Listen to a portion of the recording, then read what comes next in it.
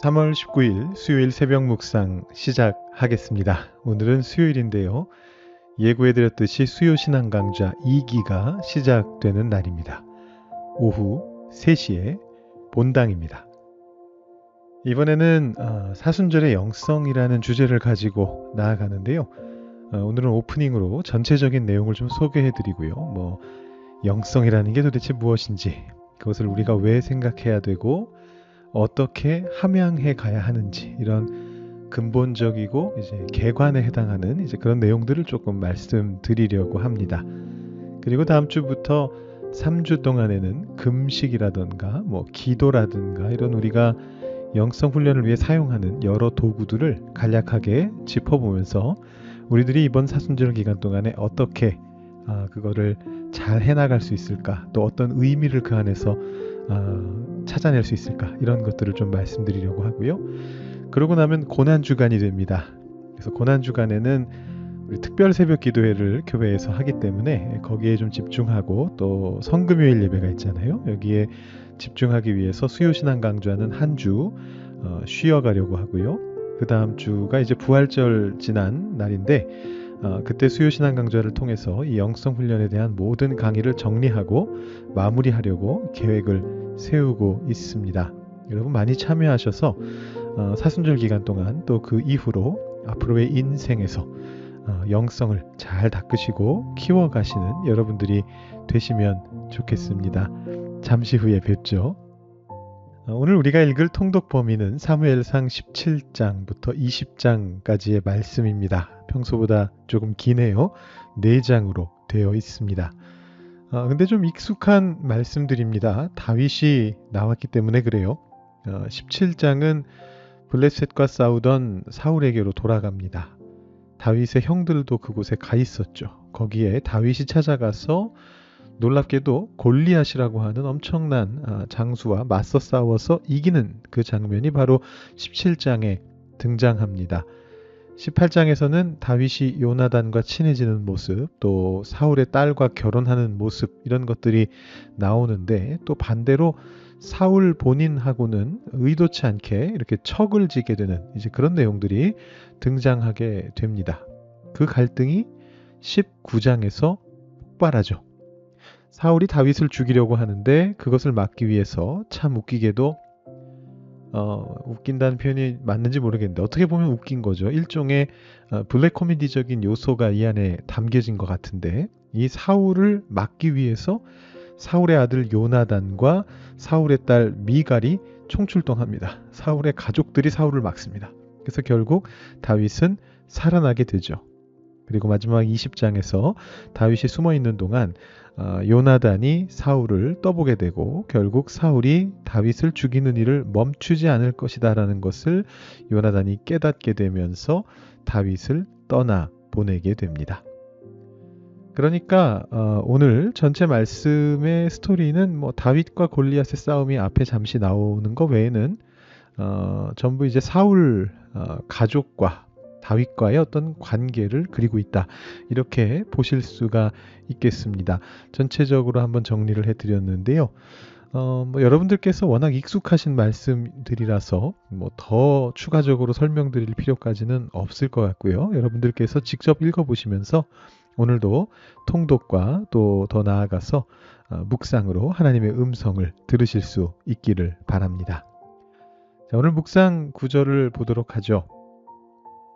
사실 좀 고민이 많이 됐습니다. 오늘 내용 중에 다뤄야 할 내용이 꽤 많아 보였거든요. 근데 뭘 해야 되나 이 고민이 많았는데, 고민 끝에 우리 작년 말에 사무엘상 묵상할 때 다루지 않은 본문이 있다면 그 본문을 해야겠다, 이런 생각을 했습니다.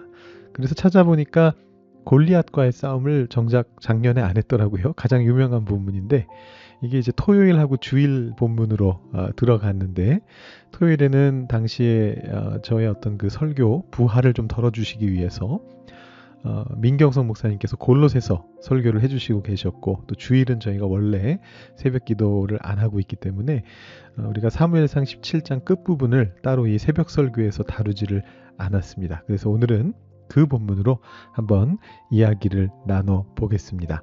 41절부터 52절까지 조금 깁니다만 제가 한번 읽어드리고 그 다음에 묵상을 나누도록 하겠습니다.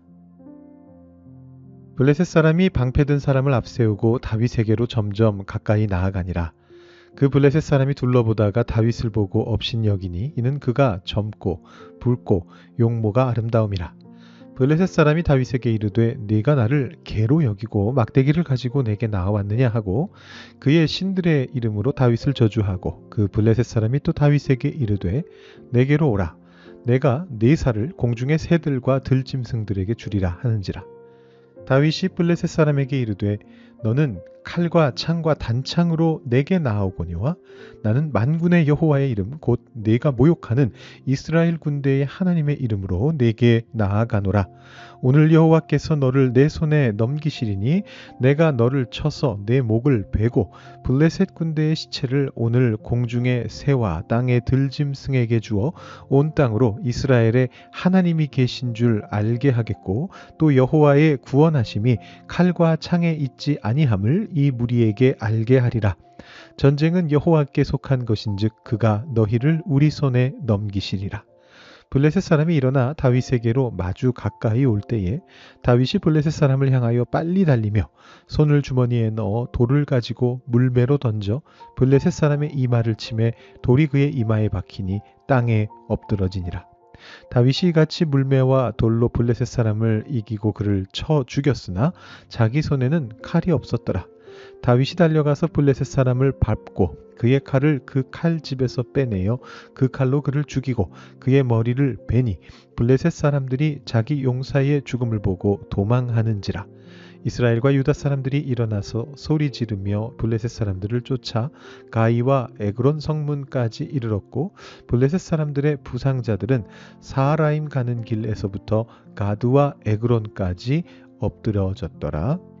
아멘. 여러분, 골리앗 하면 어떤 이미지가 떠오르십니까? 다윗과 골리앗의 이야기를 AI로 만들어 달라, 그림으로 만들어 달라 이렇게 AI한테 부탁했더니 이런 그림을 그려줬습니다. 엄청납니다. 여러분, 우락부락한 어떤 근육이 떠오르시나요? 이 골리앗 하면 드는 느낌? 심지어 이 팔다리와 광배근과 승모근과 대흉근 뿐만이 아니라 머릿속까지, 뇌까지 근육으로 꽉 찬 좀 약간은 바보 같고 힘만 센 어떤 큰 덩치의 광전사, 이런 사람이 떠오르십니까? 물론 골리앗의 이미지가 실제로 어떠했는가는 우리가 알 길이 없습니다만 골리앗이 그렇게 단순하기 짝이 없는 힘만 센 전사는 아니었을 것이라고 짐작해 볼 수 있습니다. 적어도 이 한 사람 때문에 사울 왕을 비롯한 수많은 이스라엘의 용사들이 꼼짝 못하고 주저앉아 있었지 않습니까? 여러분, 사울 왕을 무시하실 수가 있는데요. 보통 이 나중에 다윗을 잡아 죽이려고 애쓰면서 굉장히 찌질한 모습을 보이게 되는 이 사울 왕의 후대의 모습이 우리 뇌리에 남아있기 때문이죠. 근데 사실 이 시점에서 사울 왕은 전쟁 영웅이며 대단한 용사입니다. 남들보다 머리 하나는 더 크고 전쟁과 전투마다 승리를 거둔 노련한 장수입니다. 그게 사울 왕인데 그런 사울 왕이 어찌할 도리를 못 내고 그저 숨어 있기만 할 정도였다라면 이 골리앗의 장수로서의 역량이 얼마나 컸는가를 충분히 짐작해 볼 수 있습니다. 그런데 다윗은 그 상황을 보면서 매우 분노했습니다. 26절 말씀에 이렇게 되어 있습니다. 다윗이 곁에 서 있는 사람들에게 말하여 이르되 이 블레셋 사람을 죽여 이스라엘의 치욕을 제거하는 사람에게는 어떠한 대우를 하겠느냐? 이 할례받지 않는 블레셋 사람이 누구 있기에 살아계시는 하나님의 군대를 모욕하겠느냐? 다윗이 골리앗의 어떤 장수로서의 역량을 몰라서 이런 말을 한 건 아니었을 겁니다. 큰형 엘리압이 다윗의 말을 아니 꼽게 들었던 것도 마찬가지 이유에서였습니다. 그럴만한 상황입니다. 골리앗이 장수로서 그토록 뛰어난 존재인데 엘리압이 볼 때는 다윗이 지금 입만 털고 있다, 이렇게 충분히 생각할 수 있는 그런 상황인 겁니다. 자, 그렇다면 다윗은 왜 그렇게 허풍으로 들릴 만한 말을 한 것일까요? 그 까닭은 이 다윗의 말 속에서 우리가 직접적으로 발견할 수가 있습니다. 이 블레셋 사람을 죽여 이스라엘의 치욕을 제거하는 사람이란 표현이 나오는데 다윗은 골리앗이라고 하는 어떤 한 장수 때문에 분노한 게 아닙니다. 그게 핵심이 아닙니다. 그것 때문에 이스라엘의 치욕이 생겨난 것에 대해서 분노하고 있습니다. 그렇다면 무엇이 이스라엘의 치욕입니까? 이 할례받지 않은 블레셋 사람이 누구이기에 살아계시는 하나님의 군대를 모욕하겠느냐 이렇게 되어 있는데 살아계시는 하나님의 군대가 모욕을 받았다는 것이거든요. 자, 여러분 잘 들으셔야 되는데 하나님을 모욕한 게 아니고 하나님의 군대를 모욕한 거다라고 표현하고 있습니다. 골리앗은 물론 하나님을 모욕했습니다. 근데 다윗이 지금 보이고 있는 관점은 뭐냐 하면 그 하나님이 모욕당하고 있는데 왜 하나님의 군대가 안 움직이냐는 겁니다. 그러니까 하나님의 군대가 모욕당하는 거죠. 하나님을 따르는 자들이 모욕을 받았는데 그것에 대해서 반응하지 않고 있다는 것 자체가 치욕이다라는 것입니다. 우리가 그것을 어디에서 또 한번 확인할 수 있느냐 하면 32절 말씀에서 확인할 수 있습니다. 32절에서 다윗이 이렇게 말하고 있습니다.